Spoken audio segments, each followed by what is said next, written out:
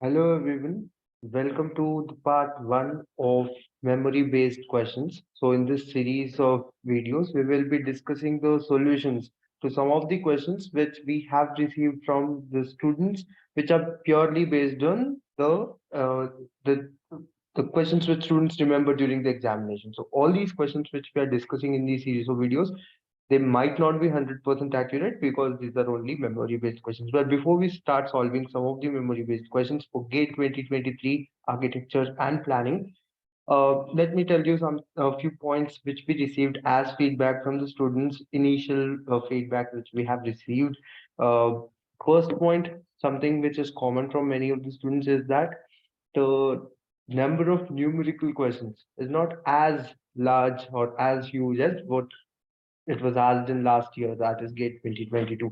However, that's a generalized feedback. We do not know the exact number of numericals as such because the official question paper is not yet out by the time you're watching this video probably. However, once the official question paper is out, we will have an official detailed discussion of all the solutions on the same YouTube channel by KP Gate Classes.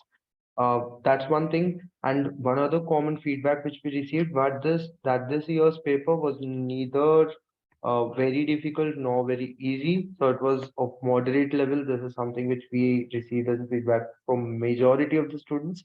And also majority of the students also said that questions were not limited to the core areas of architecture and planning. There were diversions from the core areas of architecture and planning.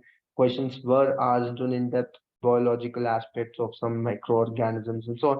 So this is just one or two questions. However, these were some generalized feedbacks which we have received initially from the students. So let us with that discuss. In this video, we will be discussing few questions uh, based on the memory-based questions from the students who have written this examination. So let us look into the questions and the answers to the questions as well. If you remember some other question in detail with values and all, and if you missed that question in this video, you can put down that question into the comments of this particular video, and we'll try to upload the second part as soon as possible on the same YouTube channel by KP Gate Classes. So with that, let us begin the first question. So this a picture. It was a picture-based question. An image might not be the exact same image, but a similar image was given, and the question was: this vernacular house given in the image belongs to which state? Options were Nagaland, Odisha, Tamil Nadu, and some other option. The answer for this is Tamil Nadu. This is a vernacular traditional house belonging to the Nilgiris region of the Tamil Nadu. So the answer for this was Tamil Nadu. That was a picture-based question, a simple one. Uh, the second, this one was also a theory question which was asked on standards from NBC. As we always keep telling our students that each year you get at least one question directly from the standards, either from NBC or from CPWD. And we always recommend students to go through NBC Part 3 in volume 1, that is development control regulations, and this question was from part 3, that is development control regulations of volume 1 NBC 2016. So the question goes this way: you will need to match the rooms with the respective minimum width in meters, the minimum width required for a given type of space. It was a matching question, it was asked for 2 marks. So there would be negative marking in this question of minus 0.67 if you have answered it incorrectly. The rooms listed down were habitable room, kitchen, bathroom, and staircase. So the minimum width as per NBC 2016 for a habitable room is 2.4 meters. So for P it would be 4. For kitchen, the minimum width for a kitchen space. Now, in NBC, there are guidelines for minimum area for all these spaces, minimum height, clear height for all these spaces, and also minimum width for all these spaces. And the question was asked on minimum width for all these spaces. The minimum width for a kitchen, as recommended by NBC, is 1.8 meters. So for Q, it would be 3. The minimum width for a bathroom, is 1.2 meters. So for R, it would be 2. And the minimum width of a staircase, now depending on the type of building, the minimum recommended width for staircase is different. But for residential buildings, it is 1 meter. the least minimum width for all type of buildings included is 1 meter. So for us, it is 1. So the correct answer for this question would be 4321, or the order might be different, but these are the values basically. So for habitable room, it is 2.4 meters. For kitchen, it is 1.8 meter. For bathroom, it is 1.2 meter. And for staircase, it is 1.0 meter. These are the minimum widths recommended as per NBC Volume 1, Development Control Regulations, that is Part 3. This was a theoretical question for 2 marks. Moving on, the next one. This was a numerical question. It was a question based on estimation. So the question goes this way: paint required. So it is a simple question on estimating the quantity of paint required for painting 8 rooms of size 15 into 10 into 15 into 10 into 4. That's the size of each room, and there are 8 such rooms.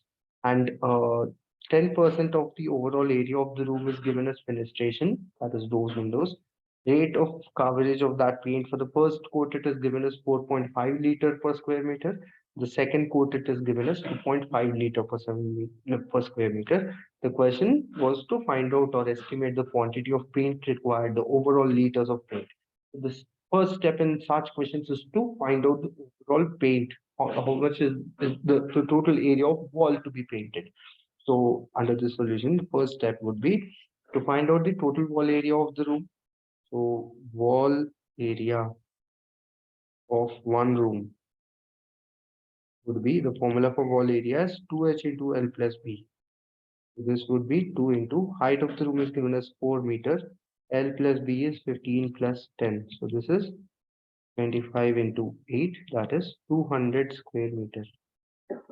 Considering the 10% fenestration area, wall area would be wall area including fenestration. Wall area excluding the fenestration would be 200 to 0.9, that is 90%. If 10% is fenestration, the wall area excluding fenestration would be 90%. We are considering that 90% over here. 90% of 200 is basically 180 square meters. But you have a total of 8 rooms in this case. So total wall area. Now, when they are mentioning only walls, you should not consider the ceiling in this case. Total wall area to be painted will be, there are 8 rooms, so 8 into 180 square meter, and I think that should come out to be 1440 square meters. 1440. That's the total wall area to be painted. Once you get the total wall area to be painted, you can find out the paint required by multiplying it with the rate of coverage. So paint required for first coat is equal to the area, that is 1440 square meter, multiplied by the coverages. The base coat is 4.5 liters per square meter. So multiplying 1440 with 4.5, I think you should get 6480. You can use your calculators for this. Thus, similarly, paint required for the second coat is 1440 square meter multiplied by 2.5 liters per square meter, and this should come out to be 3600 liters, and the total paint required would be obtained by adding these two. Total paint required would be 6480 plus 3600. I think this should be 10,080.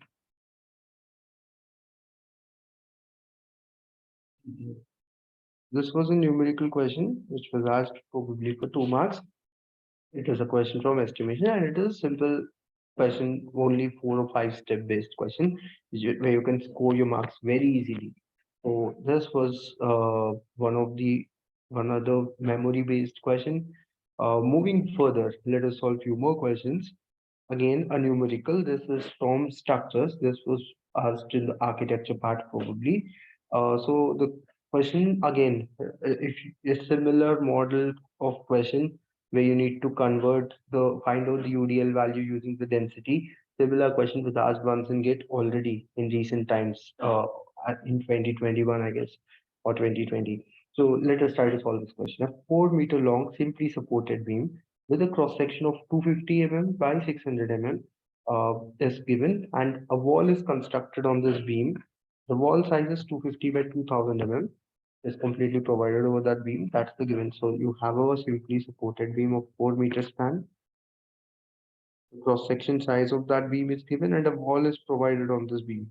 So the overall wall and the self weight of the beam, everything together will act as a UDL on that simply supported beam.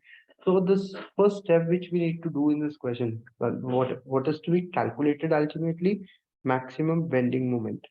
Maximum bending moment for a simply supported beam with the UDL is of the WL square by 8. If you can also do the complete process of calculating maximum bending moment occurs in a simply supported beam at the center. If it is provided with the UDL overall throughout the span, you can also remember it directly as a formula WL square by 8.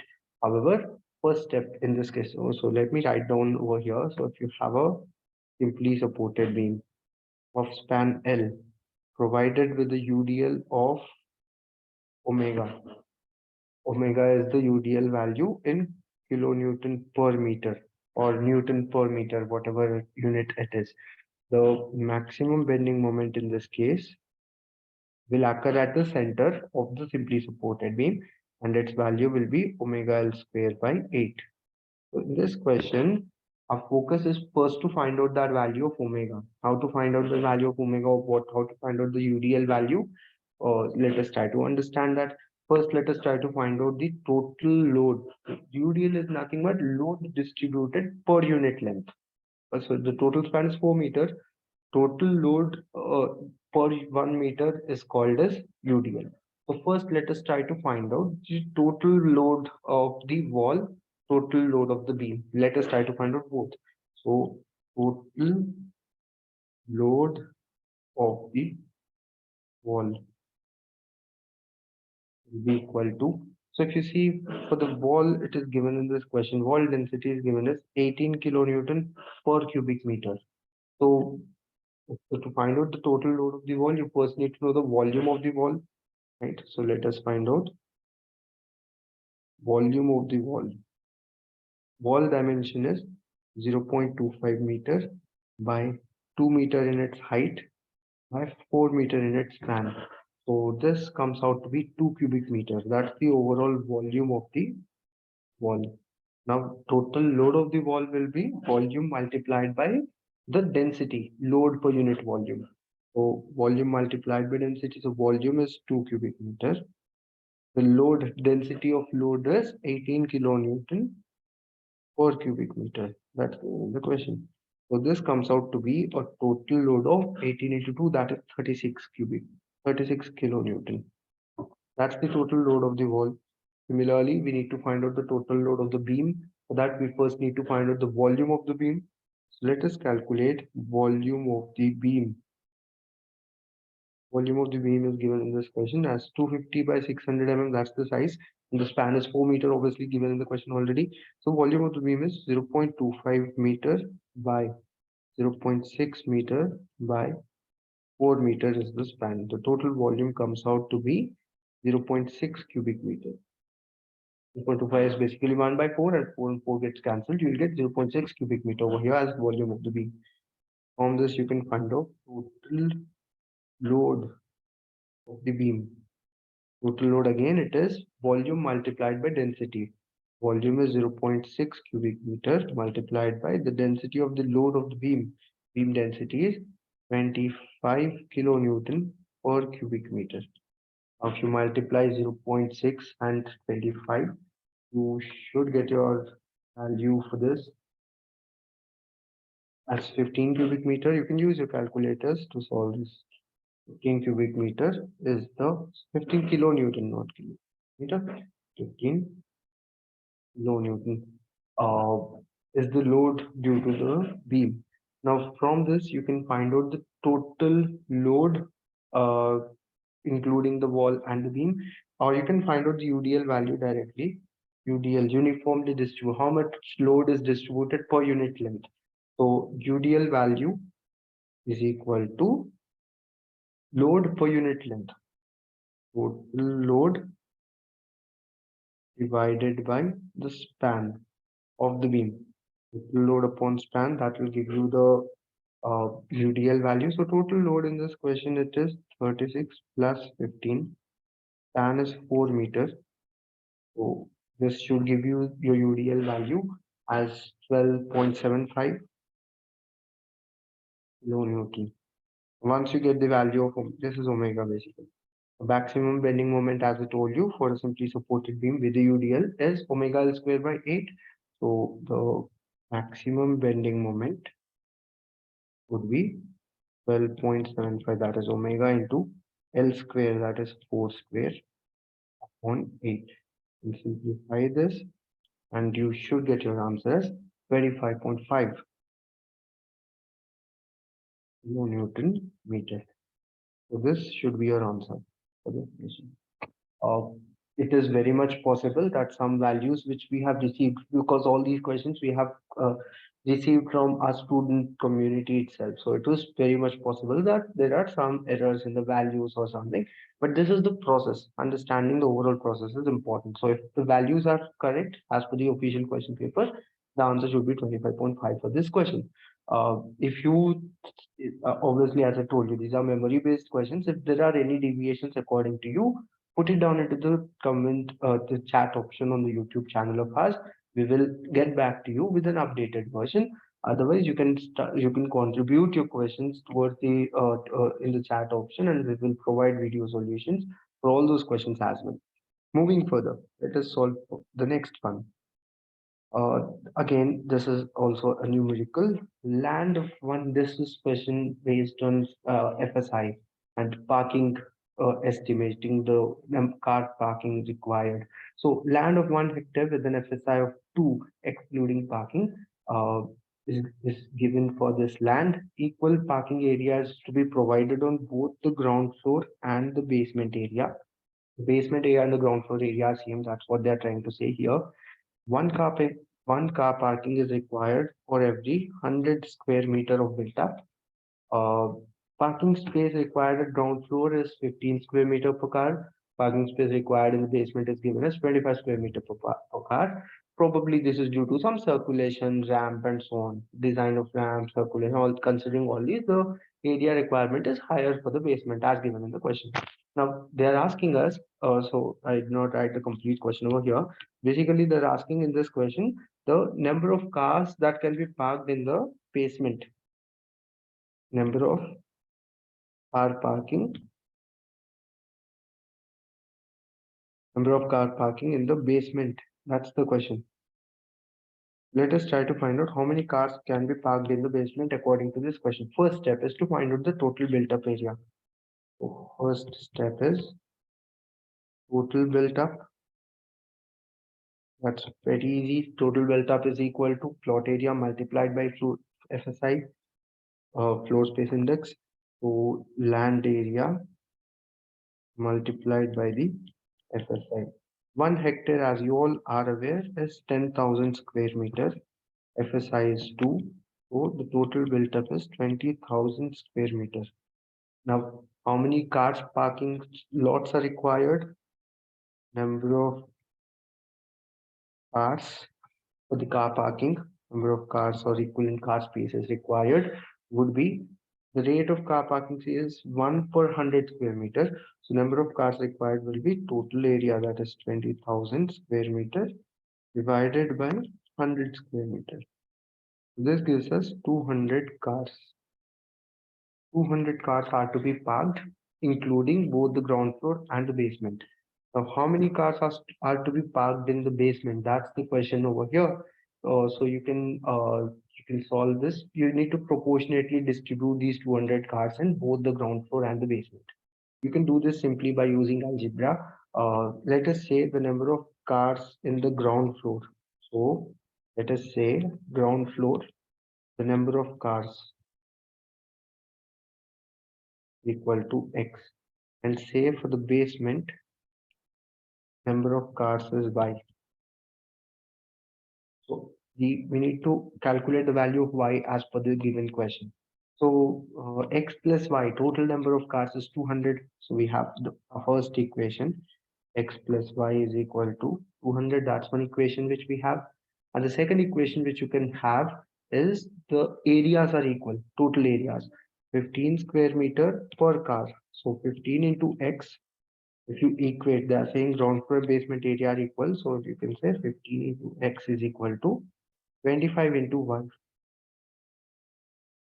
15x is the area of the ground floor because 15 square meter into X number of cars. Similarly, 25 square meter into Y number of cars. 15x is equal to 25y. That is one equation. X plus Y equal to 200. That's the second equation. Now we need to find out the value of Y. Simple algebra. You need to eliminate X. So that you multiply this first equation, multiply the complete equation by 15 on both the sides. You will get 15x plus 15y is equal to 200 into 15. So from this you will get 15x is equal to 200 into 15 minus 15y. This should be equated. This is 15x. This should be equal to 25y.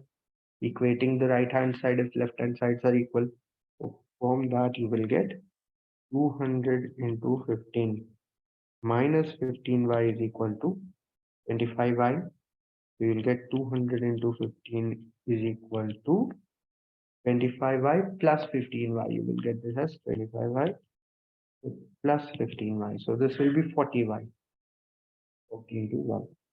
So finally, the value of y, which is the answer for this question, number of cars in the basement, that will be equal to 200 into 15 on 40.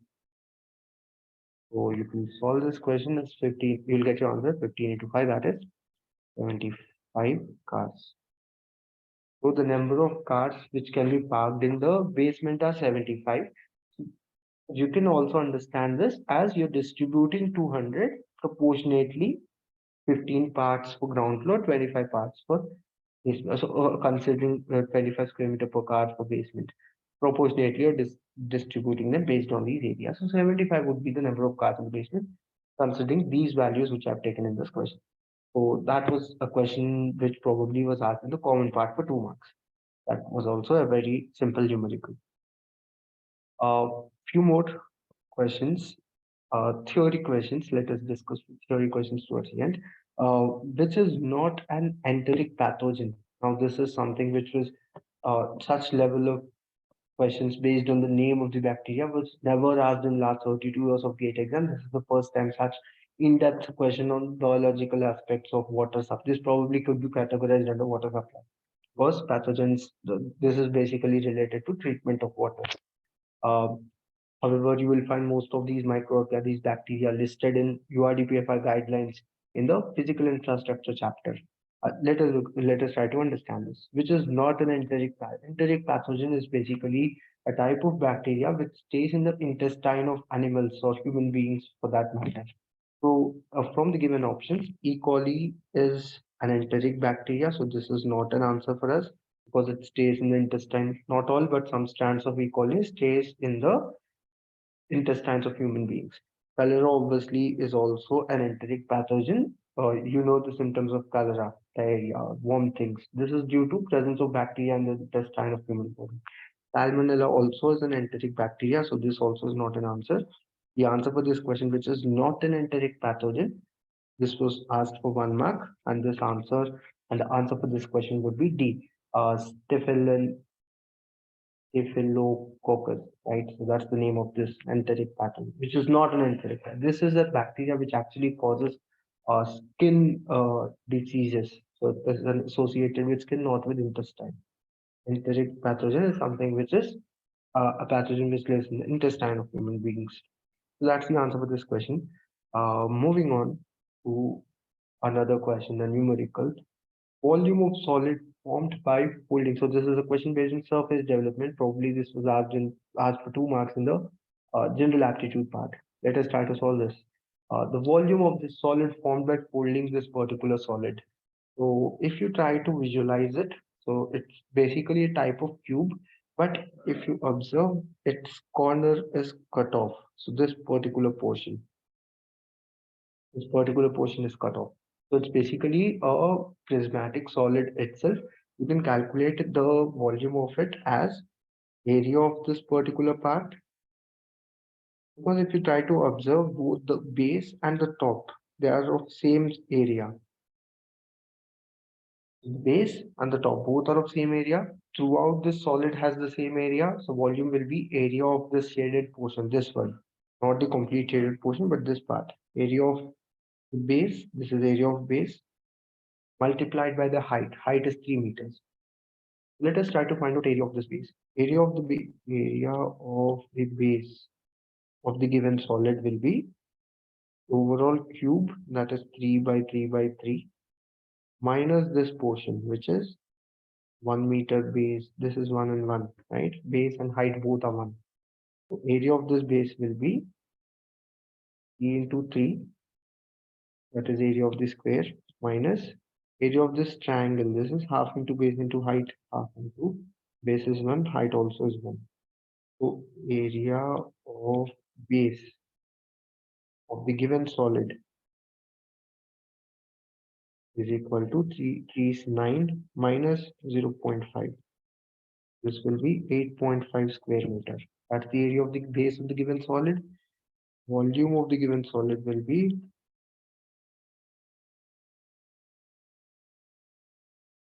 area of the base multiplied by the height. Area of the base is 8.5 multiplied by the height is 3. So your answer should be 8.5 into 3. You can use your calculators to find out the value. The answer should be 25.5 cubic meters. That should be the answer to this question. You can also solve it this way, or else you can also find out the total volume of the cube. You can find out the total volume of the cube, that is 3 into 3 into 3, that is 27. Minus, you can subtract this prism part, this particular prism, area of this base. What is volume of this prism? Again, it is area of base, that is half into 1 into 1 multiplied by height, that is 3. So even if you solve it this way, you will get the same answer. You will get 27 minus 1.5. The answer will be the same, 25. You can this is an alternative approach. You can also solve it this way. Either way, the answer. So the question is basically based on visualizing the form of it. You should visualize that it's a cube with one complete corner, one triangular prism, an isosceles triangular prism removed from one corner of it. So that's the numerical from general aptitude which was asked. Again, a simple one. Two theory questions uh, which we received from students. Cake is protected from ingress of smoke and fire. So there was some question associated with the process in which, or there's a term in NBC. This again is a question directly. We always recommend our students to go through NBC and the terminology part of it. In the terminology of part 4 of NBC volume 1, that is fire safety. In this, the terminology part, there is this point of pressurization. Pressurization. Pressurization is basically the process of pressurizing the stairwell so that smoke and fire doesn't enter into it. So in this process, basically fan and some mechanical equipment are used to pressurize the stairwell so that in case of fire accident, if someone opens the door, because it is already pressurized, air rather escapes from this pressurized chamber rather than smoke entering inside into this stairwell. So that's the process of pressurization, which is generally done in stairways to protect from the ingress of smoke and fire. So that's the answer for this question. One more theory question which was asked, a simple one for 1 mark. Population of Garden City, or recommended population of Garden City, as per the theory of Garden City given by Ebenezer Howard, the recommended population for a Garden City is 32,000. So that's the answer for this particular question. These were some questions which we have received from our students. Initial set of questions which we have received from our students. keep contributing to this list before the official answer key is out or before the response sheet is out, because it still takes some time after the remaining after the next weekend also. So fourth and fifth are the first 2 days of gate exam. The next 2 days of gate exam is next Saturday and Sunday. After that, you'll get your response sheet. So meanwhile, if you can contribute with memory-based questions in the chat option of this video, we will for sure come up very soon with the second part of the memory-based question solution for GATE 2023. Keep following a YouTube channel of KP GATE classes for regular updates with respect to GATE examination and GATE preparation, and also other competitive exam preparation with respect to architecture and planning. Thank you for watching this video. Do share it with your friends, and we will meet very soon in the next part. Bye, everyone.